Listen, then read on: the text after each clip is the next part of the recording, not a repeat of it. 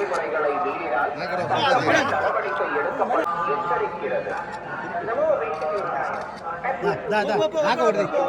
Objectionable reels and posting on social media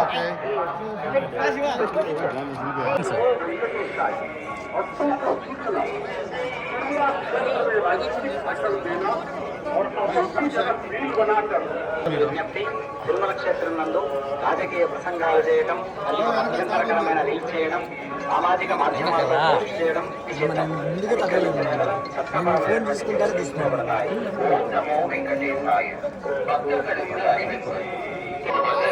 எதிர்ப்புக்குரிய காட்சிகளை உருவாக்கி சமூக ஊடகங்களில் பதிவிடுவது கடுமையாக தடை செய்யப்பட்டுள்ளது.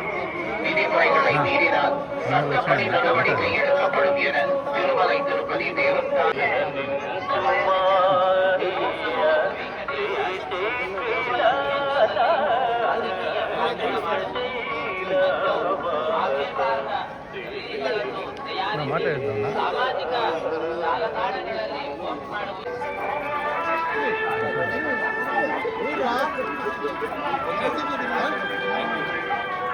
చాలా బాగా జరిగింది దర్శనం అంతా.